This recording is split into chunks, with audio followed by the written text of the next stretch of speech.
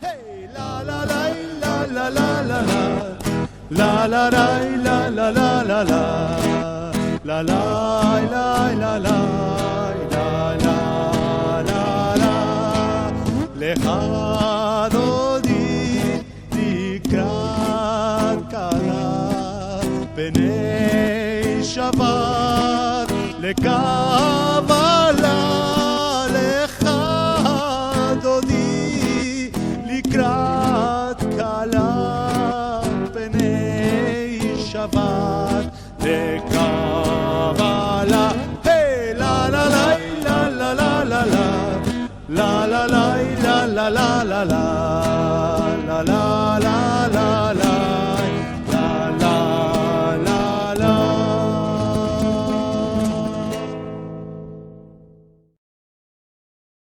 Bueno, hoy va a ser un día muy interesante, como ayer también.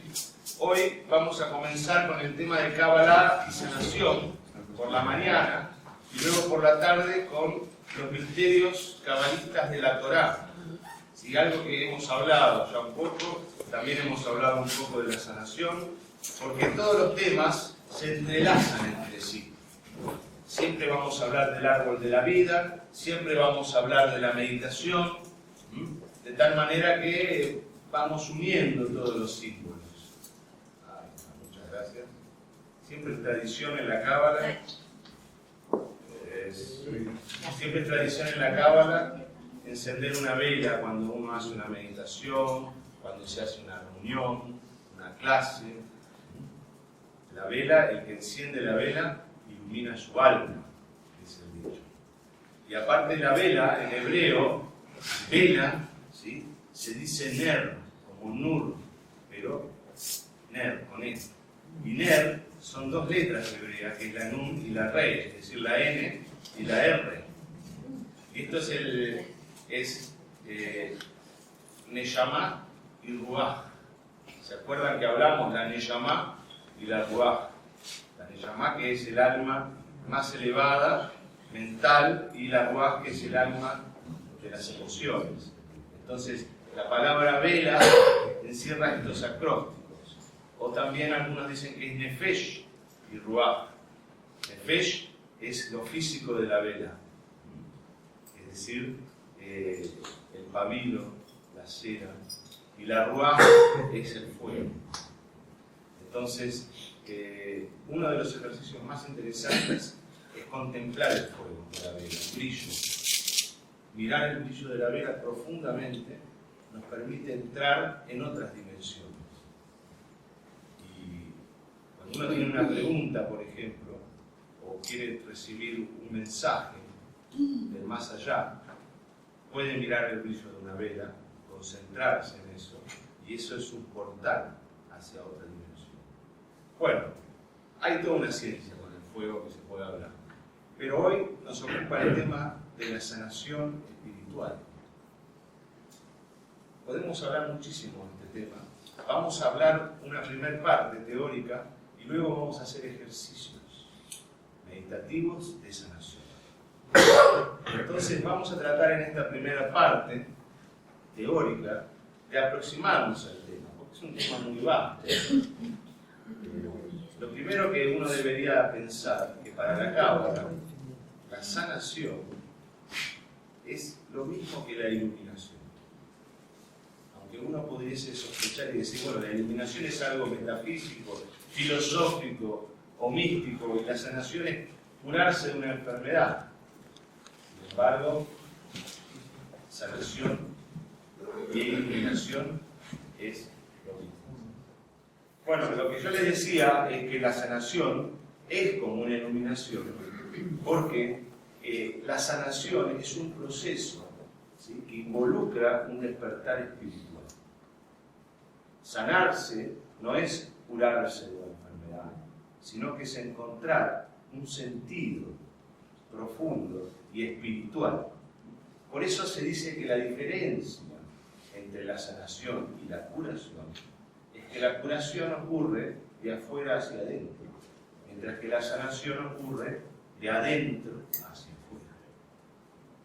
Un sanador espiritual no es el que va a curar a una persona, sin que la persona haga un proceso, porque cuando nosotros curamos a una persona sin que la persona haga un proceso, es muy posible que luego la persona vuelva a desarrollar el síntoma porque no hizo un proceso interno.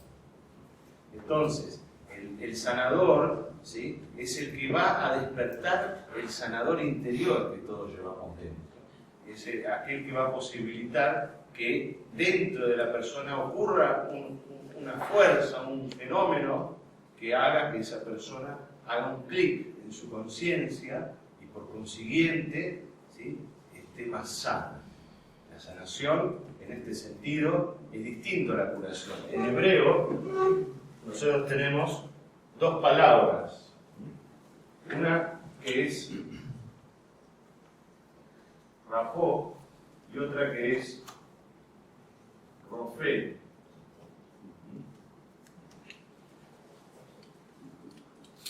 Estas dos palabras se escriben igual porque la P y la F, ¿sí?, provienen de la misma letra, como fotografía, que se escribe PH.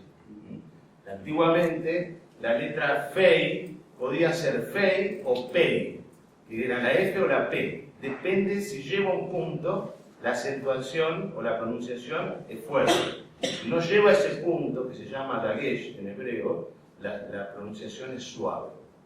Dependiendo de eso, rapó, que es con la fei con punto, que se pronuncia pe, ¿sí?, significa curar. Y rofe significa sanar.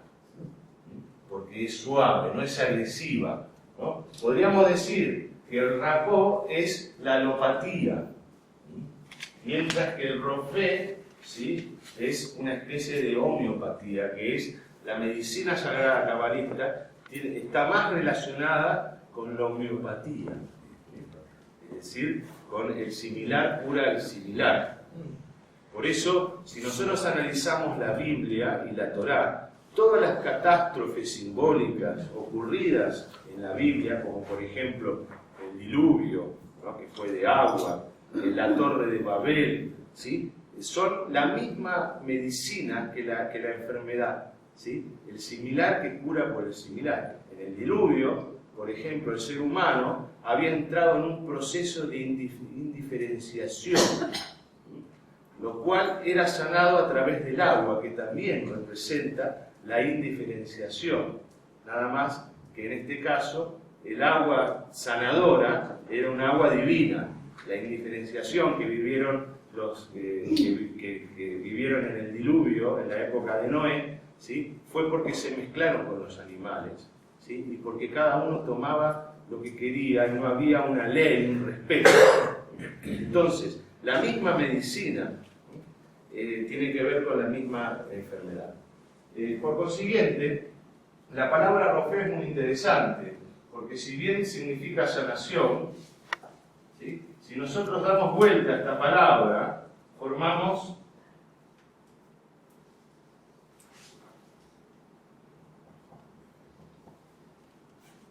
Efer, ¿sí?, y Efer significa ceniza. De alguna manera esto nos sugiere una alquimia interior, ¿no? La ceniza es un elemento muy utilizado en la Kabbalah. De hecho, para hacer ciertas piedras y ciertas composiciones alquímicas se utiliza mucho la ceniza vegetal. Pero ¿cuál es el sentido de la ceniza vegetal? ¿Sí? Es como el último proceso de la materia.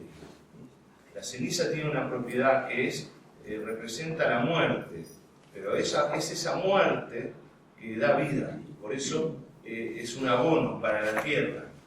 La tierra, cuando recibe la ceniza, puede ser más fértil, porque la muerte y la vida están relacionadas entre sí. Entonces, lo que se enseña es que la sanación tiene que ver con este proceso de la ceniza, en el sentido de que de la ceniza uno puede renacer a la vida como el ave fénix, y puede de esta manera generar una sanación en su vida. También hay una palabra muy interesante que está relacionada con estos conceptos, que es la palabra tiferet. Si nosotros observamos, Tiferet también contiene la raíz que implica Rafá, sanación, y Efer, ceniza. Y Tiferet significa, ¿sí?, la belleza y la armonía. Y significa el centro del corazón, como que si fuese el centro del árbol de la vida. Entonces, la sanación brota de este centro. Es un proceso de adentro hacia afuera y es una iluminación. Por consiguiente, todo el estudio de la Cábala que llega a cambiar el paradigma y la forma de percibir la realidad de una persona es un proceso terapéutico. No hay diferencia para la Cábala entre los procesos terapéuticos y la iniciación mística. Al contrario, antiguamente la iniciación, ¿sí?, duraba 3 días y era morir y volver a nacer. De ahí es que muchos, por ejemplo, la historia de Cristo es que estuvo 3 días muerto y renació. Pero, oh casualidad, esa misma historia de los 3 días eran los 3 días de la iniciación, donde el iniciado, ¿sí?, por ejemplo, en el antiguo Egipto era colocado en un sarcófago. 3 días con plantas y determinadas hierbas y con la ayuda de los hierofantes, los sacerdotes, que eran los maestros, y en 3 días él conocía el mundo de Occidente, que era la representación del mundo del más allá. Y luego, cuando volvía de la muerte, era un hombre nuevo, un ser nuevo, un iniciado. Por eso recibían un nombre espiritual, porque cuando uno nace, le dan un nombre, cuando uno renace, también. Y vivía estos 3 días de muerte y renacimiento. Esto es también una gran sanación, porque cuando nosotros morimos simbólicamente o en un estado de trance o de meditación, nuestras emociones, nuestra mente, ¿sí?, es como que se limpia completamente. Es como que nos sumergimos en la nada y luego volvemos a la vida limpiados de estas emociones negativas. Incluso es una técnica de sanación. Si una persona, ¿sí?, está con un pensamiento o un sentimiento negativo que lo lleva a la depresión o a una preocupación excesiva o a un malestar interno, una de las técnicas es sumergirse en la nada. Y cuando uno regresa distinto. Es la forma de limpiarse. Me acuerdo que mi maestro me enseñaba que si uno tiene emociones muy negativas o está pasando un momento porque las enfermedades psicológicas, sobre todo del alma, son cuando uno es víctima de sus propios pensamientos, ¿no? Por ejemplo, una depresión o cualquier otro problema, uno es víctima de eso y sufre en su interior por ese pensamiento. Entonces, dirigir la atención a la nada, sumergirse en el Ein Sof, ¿no?, en lo infinito de la nada mística, en ese lugar, hola, bienvenida, en ese lugar donde no hay pensamiento casi. Cuando uno retorna, ¿sí?, retorna nuevo, como si se hubiese lavado energéticamente. Esto es muy interesante. Había un rabbi que hemos hablado, que se llamaba Levi Hatia Berdichev, ¿sí?, que era un maestro, ¿se acuerdan del cuento de la feria, del hombre que corría? ¿Sí? Entonces el rabbi decía, sumergí mi mente en la nada. Cuando llegué a la nada, desapareció mi pensamiento. Pero cuando volví de la nada de nuevo a la manifestación, a la realidad física, encontré que a pesar de que mi pensamiento se sumergió en una nada, ahora estaba iluminado y brillante. Es la forma, ¿sí?, de iluminar la mente. Entonces, la sanación es muy interesante y es muy útil también.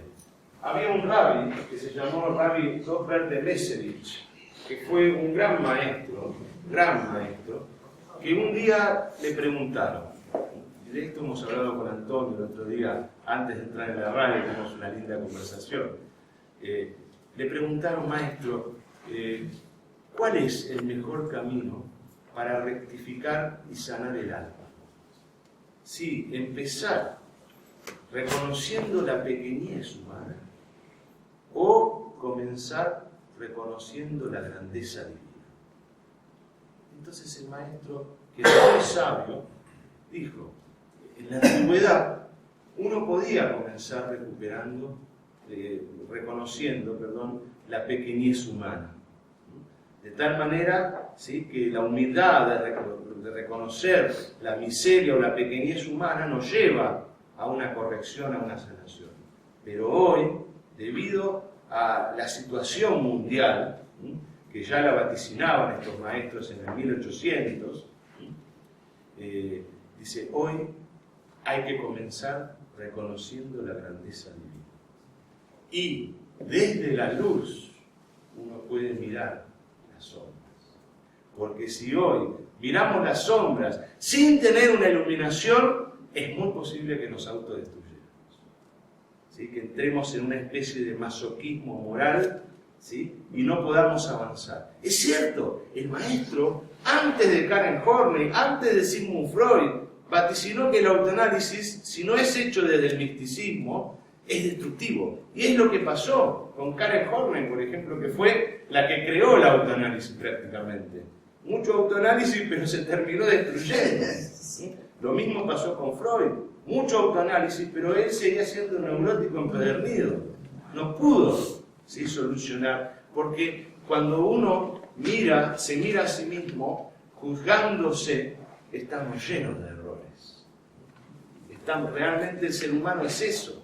Pero cuando uno primero mira a Dios y desde esa luz después mira las sombras, uno puede primero soportar las sombras y después iluminar las sombras. Entonces, el camino de la sanación, según la Kabbalah, comienza primero tratando de que el ser humano comprenda la grandeza infinita de Dios, que se ligue a Él a través de meditaciones, a través de la comprensión profunda del sentido de la vida, de que todo tiene sentido. Y luego, a partir de esa energía, uno puede ver sus sombras, uno puede mirar la oscuridad e iluminarla. Y esto es lo interesante. Entonces, un poco la realidad del ser humano es que todos, de alguna forma, estamos enfermos. O sea que la vida misma es un comenzar a morir. Esto está vaticinado también en la Biblia, en la Torá. Cuando Dios le dice a Adán y Eva que no coman del fruto del árbol del conocimiento del bien y del mal, le dice, porque si no, morirán. ¿Sí? Es decir, ellos no conocían la muerte, porque tampoco conocían la vida materialmente como es. ¿Sí? Era el estado de Adán y Eva, un estado previo a la manifestación en la vida física. Cuando ellos comieron del árbol de la dualidad, ¿sí?, entraron en el mundo físico, y entrar en el mundo físico significa comenzar a morir lentamente. Entonces, toda enfermedad culmina con la muerte. Y todos, de alguna manera, tenemos esta energía de la enfermedad, de la muerte, y todos vamos a morir, ¿no? Por eso la palabra, por ejemplo, muerte, en hebreo, se dice met, y la palabra verdad se dice emet. O sea, que la muerte es una gran verdad. Todos vamos a morir, seamos ricos, seamos pobres, seamos de una clase social alta, de una clase social baja, seamos príncipes, seamos mendigos, todos vamos a llegar al mismo lugar, en definitiva. La muerte, sí, para el cabalista, sí, es un cambio de estado y es el gran mensaje de la vida, que en definitiva uno tiene que soltar. Es el desapego. La muerte es el desapego final, donde uno suelta todos los bienes materiales que pueda haber acumulado y solo, ¿sí?, persiste su esencia. Por consiguiente, uno debe cultivar su esencia en vida, que es cuando uno tiene la posibilidad de elegir. Y de elegir cultivar esto. Entonces después cuando uno puede elegir cultivar su esencia en la vida, no muere más. Y cuando muere, tampoco va a morir, porque se aferró al árbol de la vida. En cambio, el que vive según el crecimiento, el desarrollo, el hacer, el árbol del conocimiento, ¿sí? Cuando muere, siente que muere todo, ¿no? Siente que también muere su conciencia, ¿sí? Y eso es de alguna manera el infierno, ¿no? Es como decía un rabí, que tu cuerpo no sea la tumba de tu alma, que cuando tú mueras no sea eso también la tumba de tu alma, sino que puedas realmente dedicarte a cultivar tu alma. ¿Cómo se cultiva el alma? Comprendiendo el lenguaje del alma, que tiene mucho que ver con la meditación. Por eso, sanación, ¿sí?, es iluminación, y meditación es una cura para todas las enfermedades. Todas las terapias que pueden llegar a ser terapias energéticas o místicas involucran la meditación. Y cuando uno aprende a meditar, es como si aprendiese a pescar. Y no que le den un pescado, sino que uno directamente aprende a pescar. Ahora, las enfermedades y los síntomas son señales, ¿no? La palabra síntoma significa señal, señal del destino. El destino, ¿sí?, según una ley de afinidad maravillosa, que solamente Dios puede tener conciencia de lo que es todo eso, nos enfrenta al destino a la situación perfecta a medida para que cada uno pueda aprender. No existe un problema que uno tenga que no signifique la medicina perfecta para uno. Entonces, esto solamente el destino y solamente Dios lo puede realizar, porque es imposible de imaginar, ¿no?, en millones de almas que existen, cómo el destino perfectamente se acomoda a cada persona exactamente cuando te tiene que aprender y recibir. Entonces, esta es la forma. Ahora, ¿cómo se expresa un síntoma, ¿no? El síntoma tiene los mismos niveles que también el árbol de la vida y los mismos niveles que también los mundos de la Kabbalah, ¿sí? Nosotros tenemos que existen distintas dimensiones de la realidad. Habíamos hablado que hay una dimensión física, hay una dimensión que es más alegórica, otra simbólica y otra que es secreta. Estos son los mundos. Lo mismo pasa con los síntomas. Los síntomas van bajando, primero desde un designio del destino, lo profundo del alma. Luego aparece como ideas, ¿sí?, fantasías. Uno puede tener un sueño, donde empieza a revelarse el síntoma. Luego puede aparecer el síntoma en forma intermitente. Aparece un síntoma y se desaparece. Y luego puede aparecer un síntoma crónico, es decir, que aparece y no desaparece más. Y luego puede aparecer un síntoma agudo, ¿sí?, y digamos hasta irreversible, donde ya aparece, no desaparece más y conduce a la muerte. El último, ¿sí?, eslabón de un síntoma es la muerte, que es el último mensaje del destino de que representa el desapego. Ahora, estos síntomas, ¿sí?, todas las personas lo podemos comprender, ¿no? Cuando uno tiene un síntoma que ya lo puede experimentar en su cuerpo, ¿sí?, las grandes preguntas que uno se debe hacer es ¿qué me impone y qué me impide este síntoma? Si uno, por ejemplo, se pone a pensar un síntoma que tenga en la vida, tanto sea una enfermedad física o de una sensación psicológica o lo que fuere, y uno se pregunta ¿qué me impide y qué me impone?, uno puede comprender mejor el síntoma. Vamos a suponer una persona que vive con mucha ansiedad, ¿sí?, que está muy acelerada. En un momento determinado se cae en la calle y se tuerce un tobillo. Entonces, ¿qué le impide el síntoma? Seguir corriendo. ¿Y qué le impone? Reposo. El destino se encargó de que esa persona, ¿sí?, pare de correr, haga reposo y mire para adentro. Lo mismo pasa con todos los síntomas que nosotros podemos experimentar. Pero como muchos síntomas físicos tienen un símbolo y una alegoría profunda, nosotros podemos entrar en un camino de descubrir que todo nuestro cuerpo en realidad es una metáfora del alma. Nuestro cuerpo, ¿sí?, nuestra carne, es un mensaje, es una metáfora y una alegoría de lo interno, de lo psicológico del alma. Y esto es lo que se aprende a través del árbol de la vida y a través de lo que se llama en la Cábala la anatomía metafísica, es decir, el simbolismo del cuerpo humano.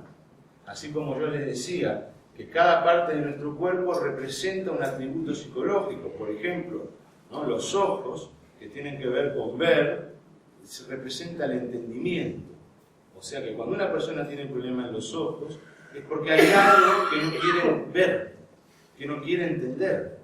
¿Sí? Esto que parece una metáfora, que uno puede decir, bueno, es una asociación poética, es más real que la realidad física. Lo que pasa es que todavía nuestro mundo moderno no ha hecho esa conexión. Hoy, si uno tiene un problema en los ojos, va al oftalmólogo, al oculista, ¿sí? Pero el médico oftalmólogo oculista, ¿sí?, no tiene en cuenta los atributos del alma en relación a los ojos. Lo mismo pasa con cualquier sentido. Con el oído, por ejemplo, el oído tiene que ver con escuchar el alma, ¿sí?, con la obediencia y la fidelidad a lo que verdaderamente nosotros sentimos. Entonces, cuando tenemos dañado el oído, perdemos eso y perdemos también el equilibrio. Fíjense ustedes que una de las formas de detectar el simbolismo de cada una de las partes de nuestro cuerpo y de los órganos es en cómo se llama, cómo se dice tal órgano en hebreo. En hebreo, por ejemplo, la palabra oído, ¿sí?, comienza con la letra Aleph y se dice Ozen. Y la palabra balanza y equilibrio se dice Moznaim. Ambas palabras, aunque suenan distintos, tienen la misma raíz hebrea. Una raíz es una esencia de trilítera, de 3 letras, o de 2 a veces, que luego variando se forman las palabras variadas, ¿no? Pero fíjense ustedes que en hebreo ya la palabra oído y la palabra balanza y equilibrio tienen la misma raíz. ¿Y no es acaso el oído lo que regula un poco el equilibrio? Por otro lado, los órganos que vienen de Apar, ¿sí?, siempre plantean esto del equilibrio como una balanza, como 2 platillos de una balanza.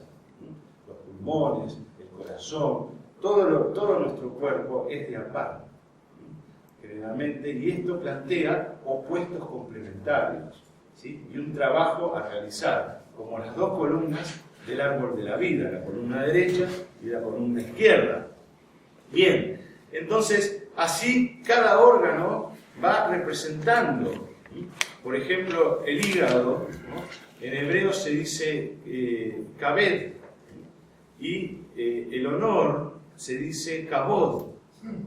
La misma palabra, cambiando solo una vocal, y las vocales no son consonantes en hebreo, o sea que tiene el mismo valor numérico, las mismas consonantes. ¿Cómo puede ser que hígado y honor sea lo mismo? Porque se enseña que el hígado es la sede de la dignidad humana, de los valores de la ideología, del honor. Por eso a veces uno dice, esta situación me pateó el hígado. O el mito griego que un ave le come el hígado y que es como si le comiese el alma. El hígado es también, según la Cábala, la sede de la nefesh, lo que procesa la sangre. Y la sangre, según el Deuteronomio, el 5.º libro de la Biblia, de la Torá, y también la Cábala, la sangre es el alma líquida que nosotros tenemos. Por eso en la sangre se encuentran todas las enfermedades, y es por eso que en el judaísmo no se puede comer sangre, ¿no? Y la carne, que se llama carne kosher o permitida, adecuada, le sacan toda la sangre y comen solo la carne, porque no se puede comer sangre. porque uno absorbe de esa manera todas las toxinas y todas las enfermedades del animal. Y también hasta por una razón media vampírica, de que uno, absorbiendo la sangre, ¿sí?, puede absorber también las características de aquello.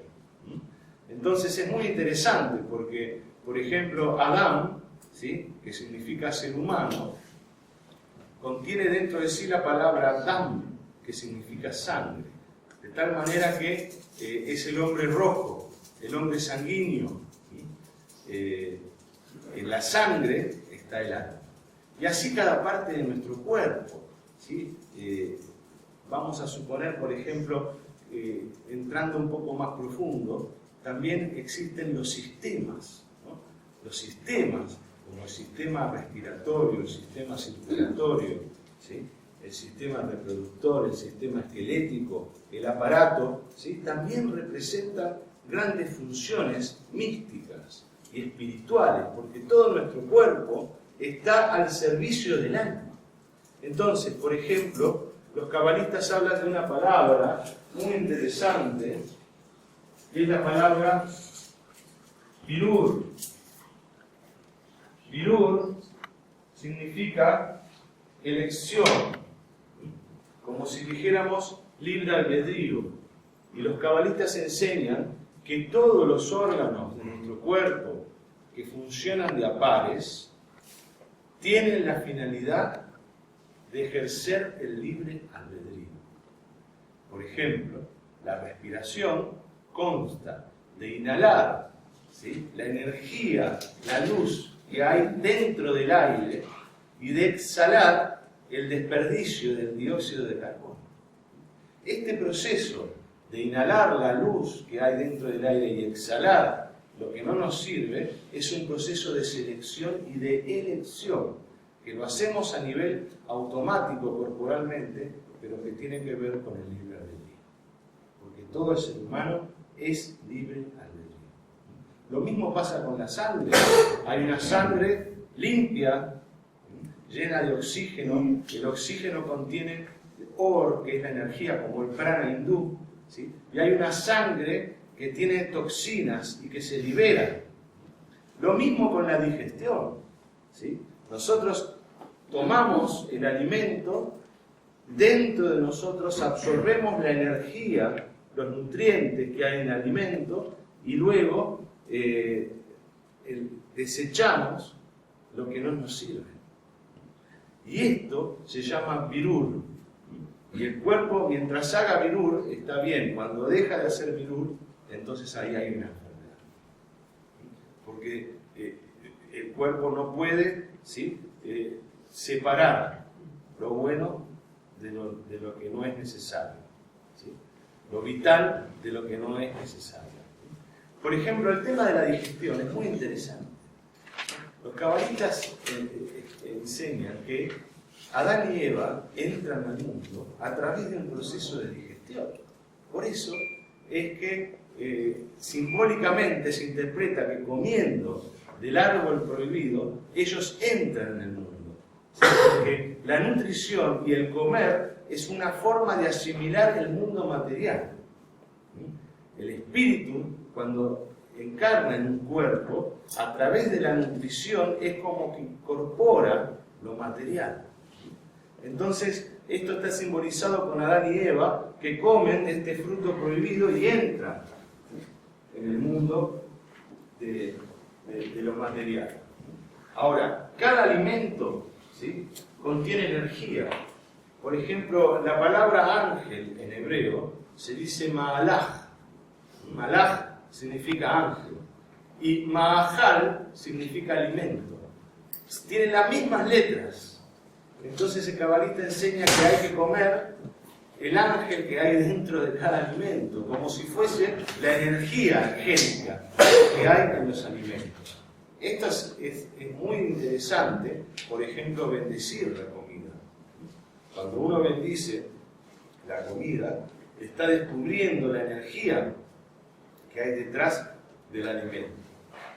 Y entonces, ¿cuál es la energía que hay detrás del alimento?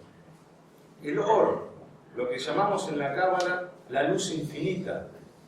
el Or Ein Sof, ¿sí? La luz es la energía pura, la madre de todas las energías, es como el prana hindú, es como el erú egipcio, es decir, uno come el alimento, pero está comiendo, está masticando la luz y la está asimilando en su cuerpo. Y esto es lo que da vida a todo nuestro cuerpo. Esa luz que se encuentra en todas las cosas. También se encuentra en el aire, también se encuentra en el alimento. Por ejemplo, la palabra aire en hebreo arroja muchas pistas. La palabra aire en hebreo se dice avir. Esta palabra se escribe de esta manera en hebreo. ¿Sí? Avir. Yo lo escribo en hebreo para aquellos que conocen un poco de hebreo. Así también, ¿no? Hablamos un poco para los principiantes y para los avanzados. Si nosotros analizamos la palabra avir, vamos a ver que contiene las mismas letras que la palabra or, que significa luz o energía pura. Y tiene además una letra yud, que es el valor 10. Entonces, cuando uno respira la Biblia, está tomando luz a través del aire. Dentro de la palabra vir en hebreo se encuentra la palabra luz. Entonces observamos como cada proceso, tanto sea el sistema respiratorio, el sistema circulatorio, el sistema digestivo y todos los sistemas, ¿sí?, obedecen a poder encontrar la luz, absorber la luz, ¿sí?, y a realizar un virul, una elección y un libre albedrío, ¿sí?, de poder elegir la luz y no la oscuridad. Esto en la Cábala significa el proceso de sanación mismo. Por ejemplo, hay un concepto en arameo que enseña cómo es el proceso de la sanación. ¿Sí? Cuando Dios creó el mundo, ¿sí?, al principio todo era Dios. Luego Dios crea un espacio vacío y en ese espacio vacío se crea el mundo. Dios se retira sobre sí mismo, lo que se llama el Tzimtzum en la Cábala. Dios se retira sobre sí mismo, creando un espacio donde la presencia de Dios no lo ocupa todo, sino que está en un estado sutil. Y en ese espacio se crea la conciencia del libre albedrío. Por eso nosotros podemos estar en un espacio donde podemos tener conciencia de Dios o no tener conciencia de Dios. Porque Dios se retiró, ¿sí?, dejando la presencia sutil en ese espacio. Este se dice que es la gran creación de Dios, que todo era Dios, y en un momento Él se replegó sobre sí mismo, dejando solamente un aroma en la creación a Dios, para el que lo busque, lo encuentre, pero por libre elección. Entonces, este es el espacio netamente humano, el espacio que Dios dejó a través de lo que se llamó el Tzimtzum. En este espacio humano, uno tiene dos opciones que tienen que ver con el libre albedrío. Por un lado, puede elegir el Or, que sería la luz. Elegir la luz, elegir el Or, significa elegir, ¿sí?, elegir lo que sería la presencia de Dios.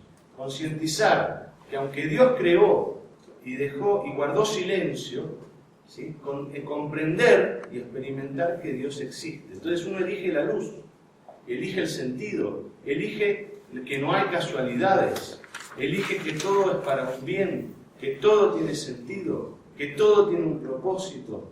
Vive con confianza y con fe la vida. Y esto es verdaderamente la felicidad, vivir de esa manera, que no significa que no tengamos más problemas. Significa que a pesar de los problemas, ¿sí?, uno puede ser feliz porque es un estado de conciencia y puede no desesperarse a pesar de los problemas. Pero el otro estado es cuando uno no elige la luz y elige lo que se llama en arameo el halal panui, que significa el espacio vacío. El espacio vacío es la oscuridad, es donde no hay luz, donde no hay un sentido, donde no hay un propósito, donde no todo es para bien, sino que al contrario, a veces todo es para el mal o para peor. Entonces la mente se alimenta de todas estas ideas y elige el espacio vacío. Lo que enseña la Cábala es que en la vida de todas las personas, en un momento aparece la cadena de la Cábala, la Shalshelet de la Cábala, ¿sí? Que sería la opción de aferrarse a la luz, de elegir la luz, que aparece frente a nuestros propios ojos, con situaciones que nos ocurren, con episodios sincrónicos, increíblemente sin una sincronicidad maravillosa, pero uno tiene que aferrarse a esa luz. Cuando uno no se aferra, porque tiene miedo, porque está empecinado, porque es terco, o lo que fuere, entonces está eligiendo el halal panui. El halal panui es vivir una vida de oscuridad.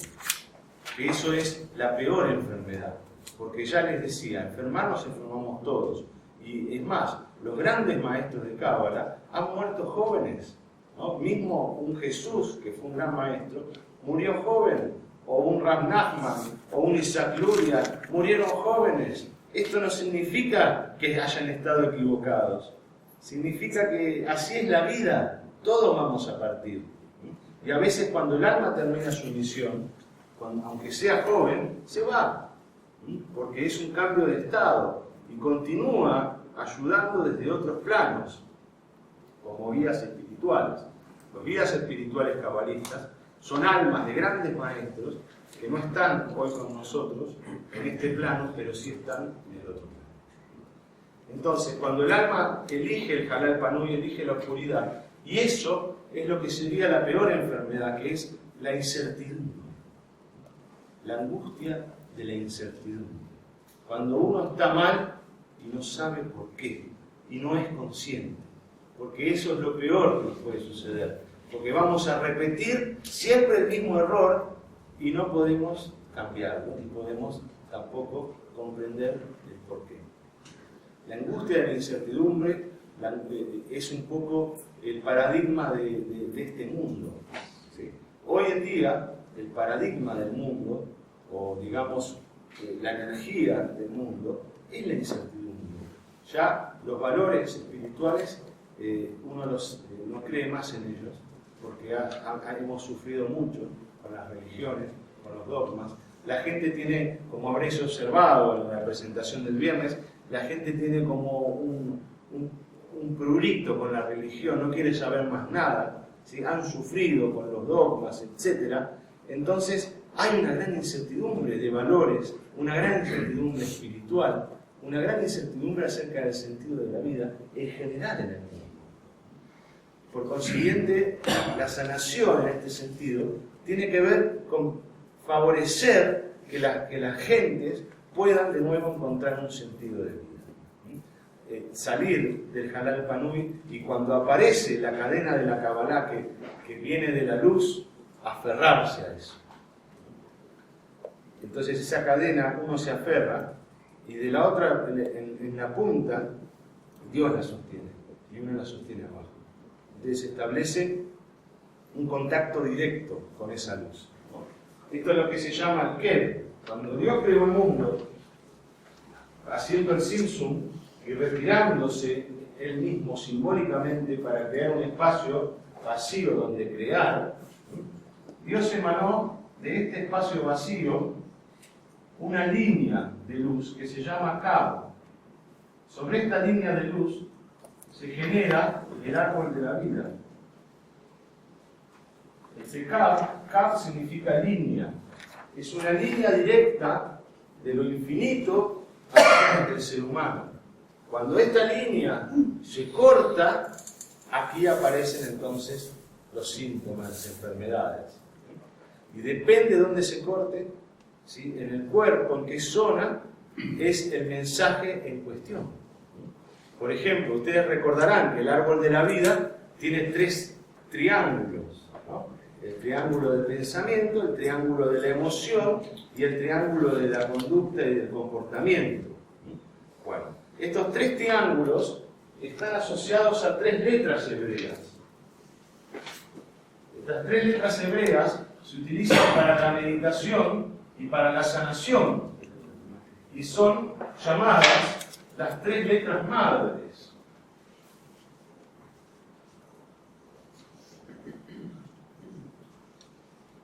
Dos, tres. Son las tres uniones horizontales que hay en el árbol de la vida. ¿Se acuerdan que hay uniones horizontales, uniones verticales y diagonales? Estas tres uniones, la de la cabeza, la mental, se llama Shin, que es una letra hebrea que es como una barca. La de que une el brazo derecho y el izquierdo se llama Aleph.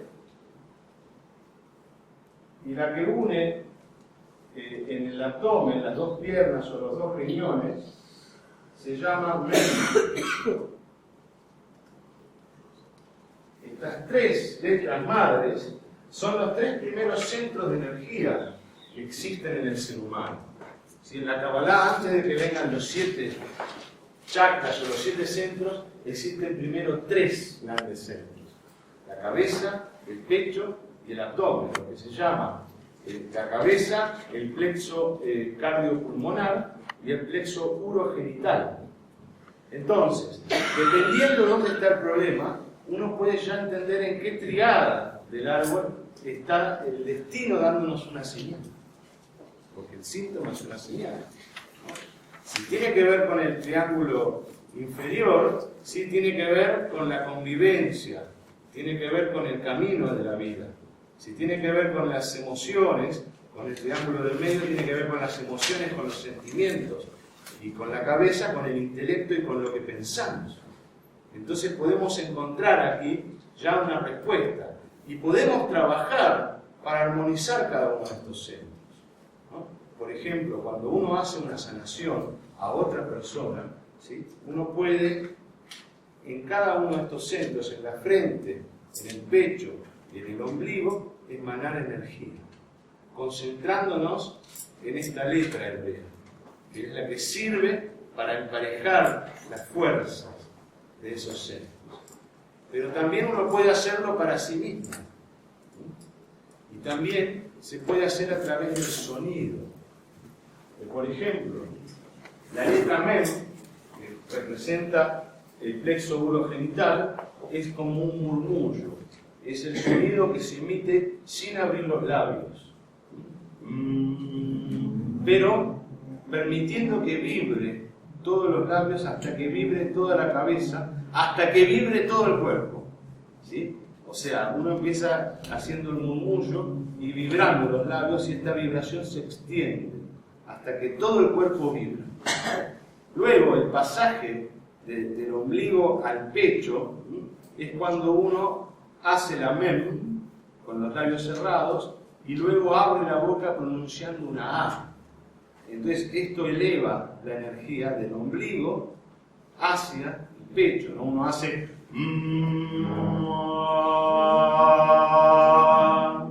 por ejemplo, pruébenlo y pónganse la mano derecha en el pecho y la mano izquierda en el ombligo. Entonces, un segundo más.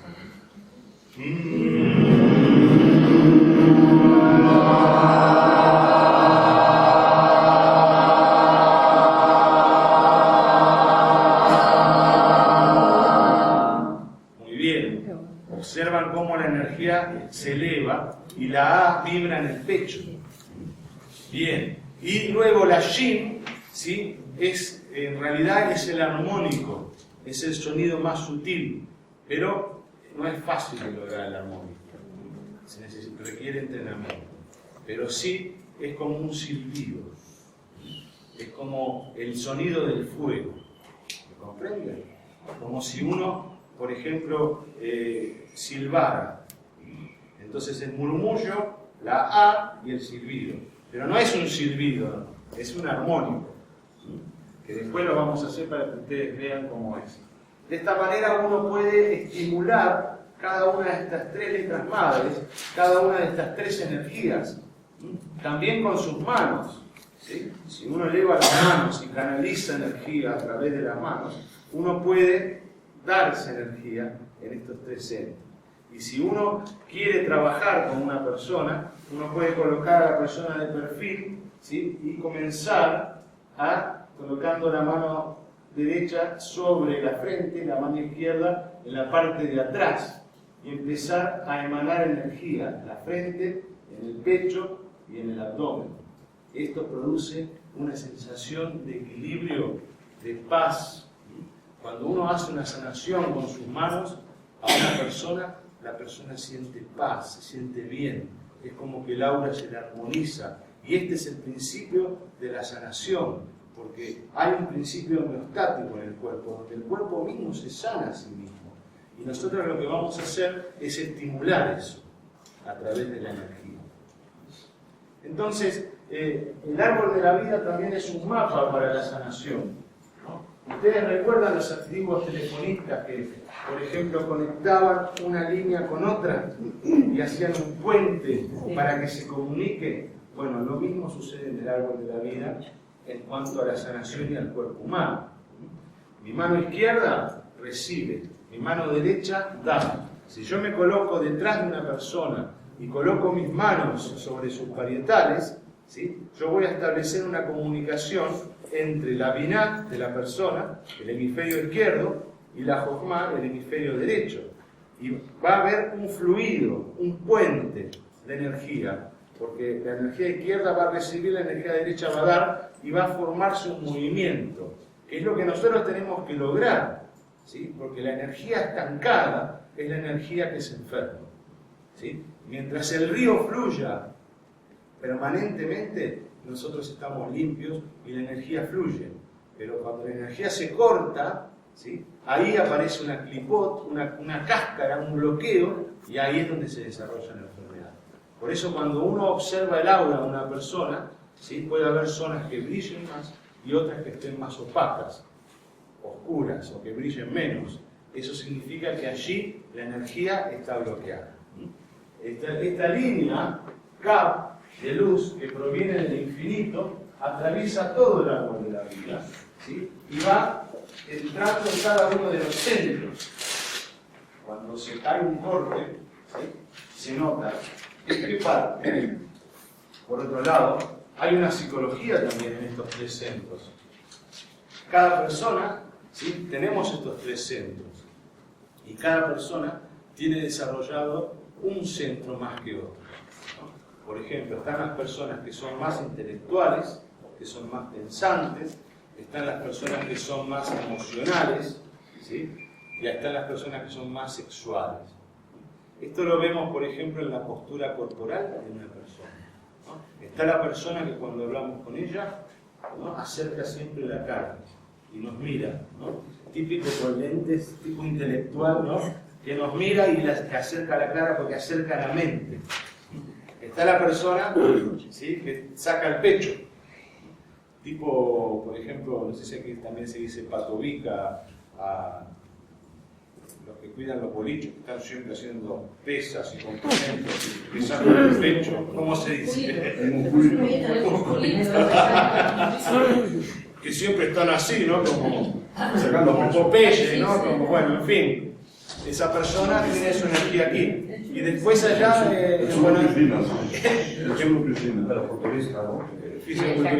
y en Buenos Aires tenemos un personaje que es típico de Buenos Aires, que es el malevo, que está parado en el farolito en la esquina, sacando el sexo para afuera.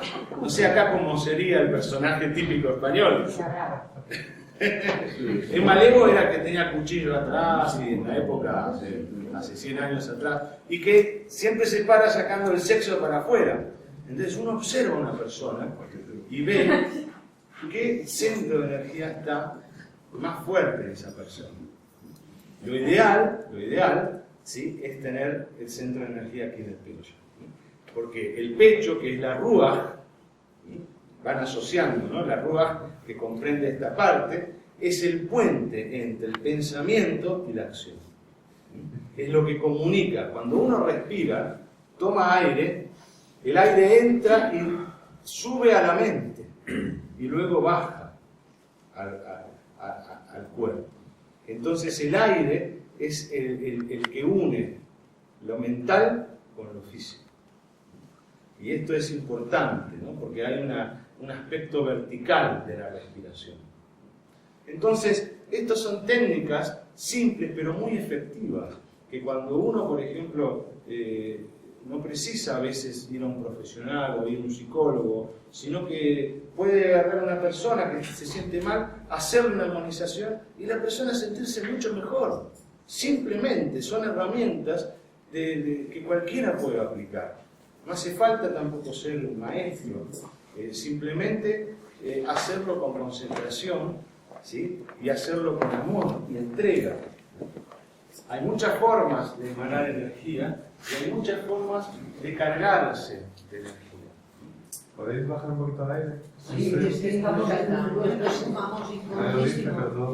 Sí. Es que nos parece seguridad, pero si me quita quedar un rato.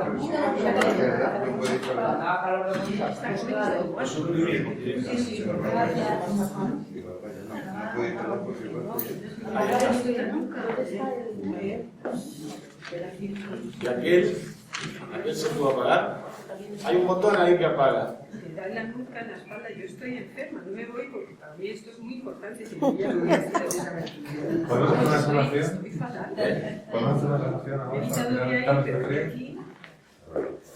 Yo creo que es mejor que todos nos hagamos uno y aunque pasemos un poco de calor, No, pero no vamos hace todos estar en esta semana. Este café porque está Es el calor humano.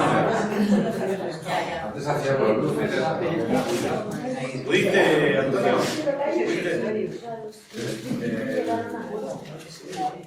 La meditación que hicimos ayer sobre aquí ahora también es una solución Toda la meditación, por la vibración del... toda la meditación es sanación. La persona que medita adquiere un nivel de sanación. A veces no nos sanamos porque no meditamos. Esa es la gran verdad. Pero toda meditación lleva a un proceso de rectificación, ¿sí? De estar aquí y ahora. Todas las enfermedades psicológicas es por no estar aquí. Me perdí, quise grabar y no pude la meditación que hicimos de aquí a ahora, entonces no sé si puedo pedir que la hagamos en ¿Cuándo te perdés? para tenerla grabada, para tener la meditación que hicimos ayer. Antonio va a elaborar un video al cual ustedes pueden acceder cuando él lo termine y ahí está todo. Yo no puedo mucho repetir porque lo que enseño ya está. Bien, entonces vamos a dedicar esta primera parte más a ejercicios prácticos para uno mismo y después también vamos a hacer un ejercicio para un compañero, para ayudarnos entre nosotros. Entonces, como son las 12 menos cuarto, vamos a hacer un breve receso donde ir al lavabo, en fin, y luego vamos a hacer las prácticas.